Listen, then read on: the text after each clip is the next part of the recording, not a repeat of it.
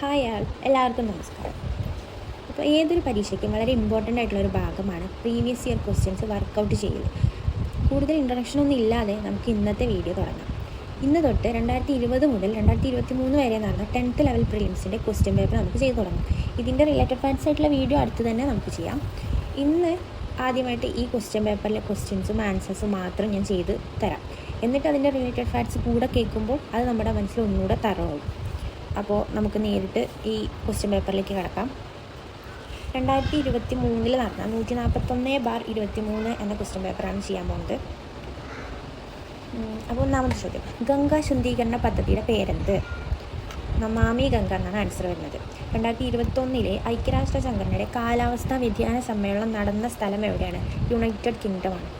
2022 ധാക്ക അന്താരാഷ്ട്ര film festival ഏത് Indian സിനിമയ്ക്കാണ് മികച്ച സിനിമയ്ക്കുള്ള പുരസ്കാരം ലഭിച്ചത്? കൂഴങ്ങൾ എന്ന സിനിമയ്ക്കാണ്. 2022 ധാക്ക അന്താരാഷ്ട്ര ഫിലിം ഫെസ്റ്റിവൽ ഏത് ഇന്ത്യൻ സിനിമയ്ക്കാണ് മികച്ച സിനിമയ്ക്കുള്ള പുരസ്കാരം ലഭിച്ചത്? കൂഴങ്ങൾ. 2019 വള്ളത്തോൾ പുരസ്കാരം ലഭിച്ച സാഹിത്യകാരനാണ് പോൾ സക്കറിയ. 2019 വള്ളത്തോൾ പുരസ്കാരം ലഭിച്ച സാഹിത്യകാരനാണ് പോൾ സക്കറിയ. അഞ്ചാമത്തെ ചോദ്യം, 2021-22 കേന്ദ്ര ബജറ്റ് അവതരിപ്പിച്ച ധനമന്ത്രി നിർമ്മല സീതാരാമനാണ്. അപ്പോൾ ആദ്യം തൊട്ട് ഒന്നുകൂടെ പറയാം. ഗംഗാ ശുദ്ധീകരണ പദ്ധതിയുടെ പേരെന്താണ്? നമാമി ഗംഗ. 2021 ഐക്യരാഷ്ട്ര സംഘടനയുടെ കാലാവസ്ഥാ വ്യതിയാന സമ്മേളനം നടന്ന സ്ഥലം യുണൈറ്റഡ് കിങ്ഡമാണ്.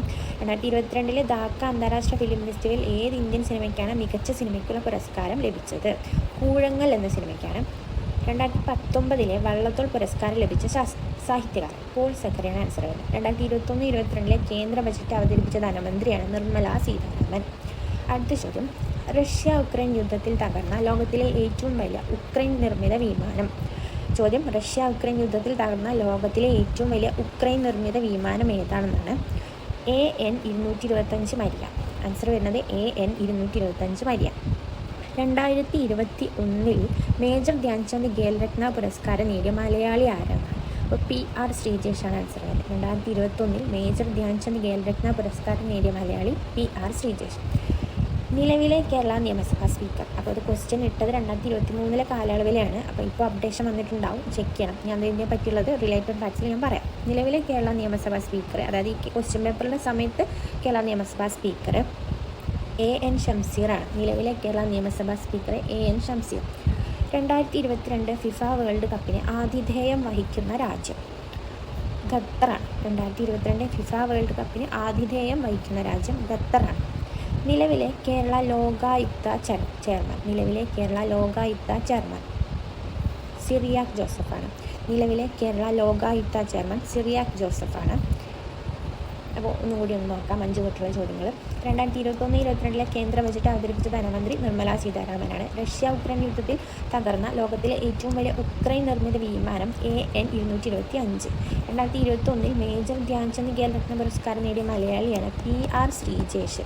നിലവിലെ കേരള നിയമസഭാ സ്പീക്കറാണ് AN ഷംസീർ. 2022 ഫിഫ വേൾഡ് കപ്പിന് ആതിഥേയം വഹിച്ച രാജ്യമാണ് ഖത്തർ. നിലവിലെ കേരള ലോകായുക്ത ചെയർമാനാണ് സിറിയാക് ജോസഫ്.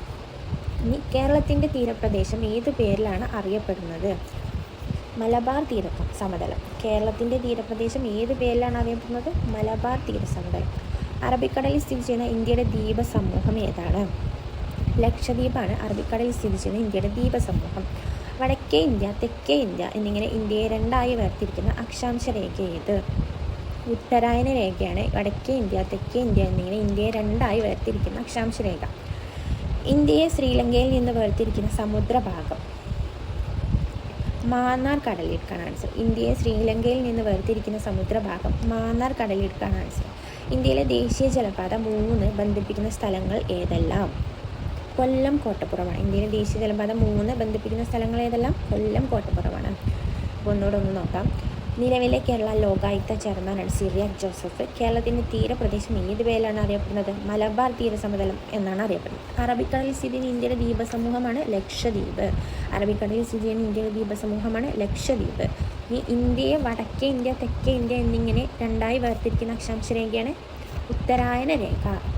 അടുത്ത ചോദ്യം, ഇന്ത്യയെ ശ്രീലങ്കയിൽ നിന്ന് വേർതിരിക്കുന്ന സമുദ്രഭാഗമാണ് മാന്നാർ കടലിടുക്ക്. അടുത്ത ചോദ്യമാണ്, ഇന്ത്യയിലെ ദേശീയ ജലപാത 3 ബന്ധിപ്പിക്കുന്ന സ്ഥലങ്ങളാണ് കൊല്ലം കോട്ടപ്പുറം. 16ാമത് ചോദ്യം, കേരളം തമിഴ്നാട് സംസ്ഥാനങ്ങളിലെ തീരദേശ മണലിൽ നിന്ന് ലഭിക്കുന്ന ആണവോർജ്ജ ധാതു. അതിൻ്റെ ആൻസർ വരുന്നത് തോറിയമാണ്. കേരളം തമിഴ്നാട് സംസ്ഥാനങ്ങളിലെ തീരദേശ മണലിൽ നിന്ന് ലഭിക്കുന്ന ആണവോർജ്ജ ധാതുവാണ് അത് തോറിയം. ഇന്ത്യയിലെ ഏറ്റവും വലിയ എണ്ണപ്പാടമാണ്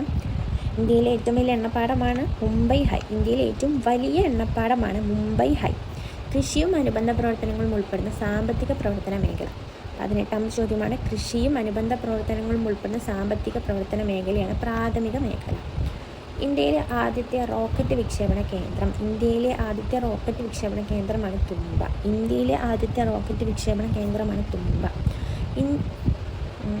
ഇന്ത്യയിലെ ഏറ്റവും വലിയ പൊതുമേഖലാ സംരംഭം ഏതാണ്? ഇന്ത്യൻ റെയിൽവേ ആണ് ഇന്ത്യയിലെ ഏറ്റവും വലിയ പൊതുമേഖലാ സംരംഭം. അപ്പോൾ നമുക്ക് ഒന്നുകൂടി നോക്കാം. കേരളം തമിഴ്നാട് സംസ്ഥാനങ്ങളിലെ തീരദേശ മണലിൽ നിന്ന് ലഭിക്കുന്ന ആണവോർജ്ജ ധാതുവാണ് തോറിയം. ഇന്ത്യയിലെ ദേശീയ ജലപാത 3 ബന്ധിപ്പിക്കുന്ന സ്ഥലങ്ങളാണ് കൊല്ലം, കോട്ടപ്പുറം. ഇന്ത്യയിലെ ഏറ്റവും വലിയ എണ്ണപ്പാടമാണ് മുംബൈ ഹൈ. കൃഷിയും അനുബന്ധ പ്രവർത്തനങ്ങൾ ഉൾപ്പെടുന്ന സാമ്പത്തിക പ്രവർത്തന മേഖലയാണ് പ്രാഥമിക മേഖല. ഇന്ത്യയിലെ ആദ്യത്തെ റോക്കറ്റ് വിക്ഷേപണ കേന്ദ്രമാണ് തുമ്പ. ഇന്ത്യയിലെ ഏറ്റവും വലിയ പൊതുമേഖലാ സംരംഭമാണ് ഇന്ത്യൻ റെയിൽവേ.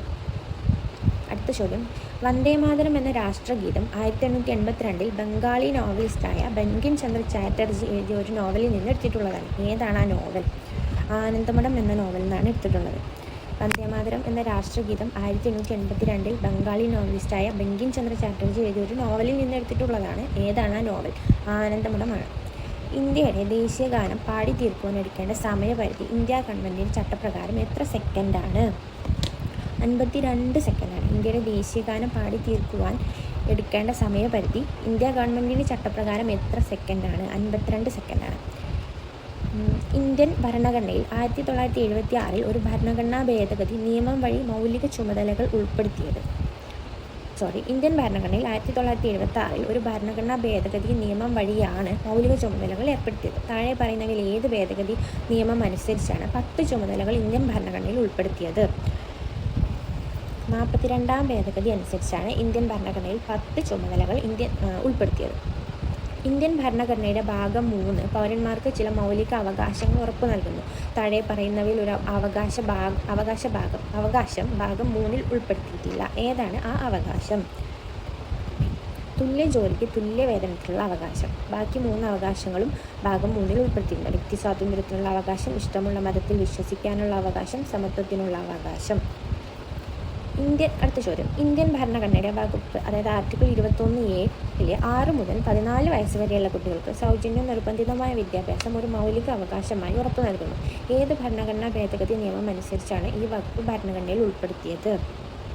86ാം ഭേദഗതി അനുസരിച്ചാണ് 21A, അതായത് 6 മുതൽ 14 വയസ്സ് വരെയുള്ള കുട്ടികൾക്ക് സൗജന്യ നിർബന്ധിതമായ വിദ്യാഭ്യാസം ഒരു മൗലിക അവകാശമായി ഉറപ്പു നൽകിയത്. അപ്പോൾ ഈ ചോദ്യങ്ങളൊന്നും കൂടെ ഒന്ന് നോക്കാം. ഇന്ത്യയിലെ ഏറ്റവും വലിയ പൊതുമേഖലാ സംരംഭമാണ് ഇന്ത്യൻ റെയിൽവേ. വന്ദേമാതരം എന്ന രാഷ്ട്രഗീതം 1882 ബംഗാളി നോവലിസ്റ്റായ ബങ്കിം ചന്ദ്ര ചാറ്റർജി എഴുതിയ ഒരു നോവലിൽ നിന്ന് എടുത്തിട്ടുള്ളതാണ്. ഏതാണ് ആ നോവൽ എന്നാണ് ചോദ്യം. ആനന്ദമഠമാണ് ആൻസർ. ഇന്ത്യയുടെ ദേശീയ ഗാനം പാടി തീർക്കുവാൻ എടുക്കേണ്ട സമയപരിധി 52 സെക്കൻഡാണ്. ഇന്ത്യൻ ഭരണഘടനയിൽ 1976 ഒരു ഭരണഘടനാ ഭേദഗതി നിയമം വഴിയാണ് മൗലിക ചുമതലകൾ ഉൾപ്പെടുത്തിയത്. താഴെ പറയുന്നവയിൽ ഏത് ഭേദഗതി നിയമം അനുസരിച്ചാണ് 10 ചുമതലകൾ ഇന്ത്യൻ ഭരണഘടനയിൽ ഉൾപ്പെടുത്തിയത്? 42ാം ഭേദഗതി അനുസരിച്ചാണ്. ഇന്ത്യൻ ഭരണഘടനയുടെ ഭാഗം 3 പൗരന്മാർക്ക് ചില മൗലിക അവകാശങ്ങൾ ഉറപ്പു നൽകുന്നു. താഴെ പറയുന്നവയിൽ ഒരു അവകാശം ഭാഗം 3 ഉൾപ്പെടുത്തിയിട്ടില്ല. ഏതാണ് ആ അവകാശം? തുല്യ ജോലിക്ക് തുല്യ വേതനത്തിലുള്ള അവകാശം ഉൾപ്പെടുത്തിയിട്ടില്ല. അടുത്ത ചോദ്യം, ഇന്ത്യൻ ഭരണഘടനയുടെ വകുപ്പ്, അതായത് ആർട്ടിക്കിൾ 21A പ്രകാരം 6 മുതൽ 14 വയസ്സ് വരെയുള്ള കുട്ടികൾക്ക് സൗജന്യവും നിർബന്ധിതവുമായ വിദ്യാഭ്യാസം ഒരു മൗലിക അവകാശമായി ഉറപ്പു നൽകുന്നു. ഏത് ഭരണഘടനാ ഭേദഗതി നിയമം അനുസരിച്ചാണ് ഈ വകുപ്പ് ഭരണഘടനയിൽ ഉൾപ്പെടുത്തിയത്? 86ാം ഭേദഗതി. അപ്പോൾ ഈ വീഡിയോ ഇവിടെ നിർത്തുന്നു. ബാക്കി അടുത്ത വീഡിയോയിൽ ഇടാം.